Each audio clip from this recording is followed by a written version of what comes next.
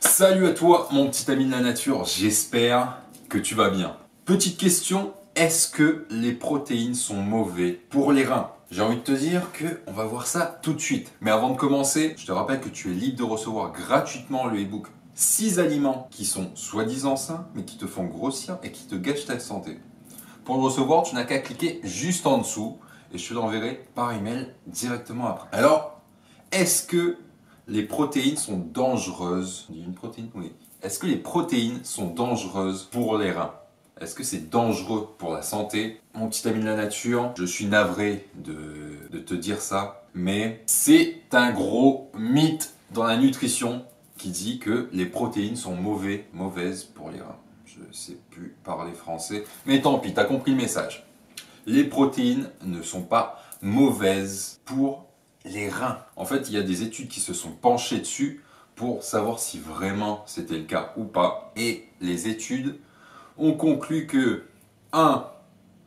Les protéines étaient mauvaises pour la santé des reins juste pour les personnes qui avaient des fragilités rénales, qui avaient des maladies rénales. 2. Le seul risque que ça soit dangereux, c'est que les personnes passent d'une alimentation très peu riche voire pauvre en protéines et passent à une alimentation riche en protéines.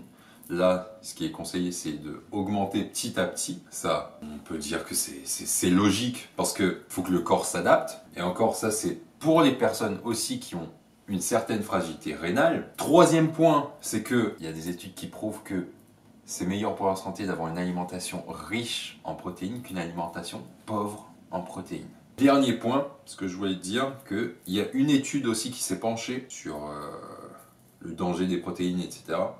Et ils ont prouvé que c'est qu'à partir de 5 grammes de protéines par kilo de poids de corps par jour qu'on commence à détecter une certaine toxicité de la consommation de protéines. Sauf que pour atteindre ce plafond, il va falloir en bouffer des poitrines de volaille, mon petit ami de la nature. Moi, par exemple, qui est un énorme mangeur, je n'ai jamais atteint les 3 grammes par kilo de poids de corps par jour. Voilà. Et un petit conseil aussi, vu que j'espère que je t'ai convaincu que les protéines ne sont pas mauvaises pour la santé et ne sont pas mauvaises pour la santé de tes reins, il y a une chose qu'il faut faire attention, c'est que quand tu consommes des protéines, il faut toujours consommer à côté des aliments végétaux, des aliments comme les légumes verts, les fruits. Pourquoi? Parce que les protéines, quand tu en consommes, ça va acidifier ton corps. L'acidification, c'est le pH du sang, etc.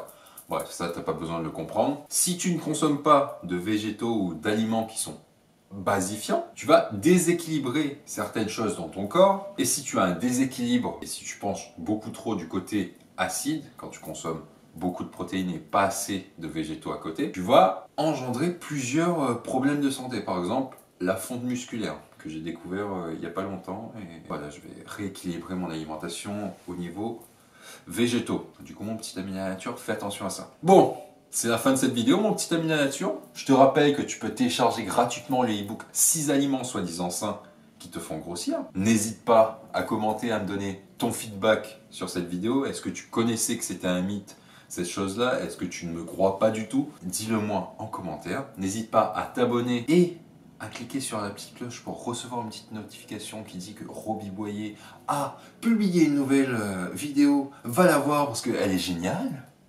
Du coup, mon petit ami de la nature, j'ai envie de te dire à la prochaine vidéo. Ciao!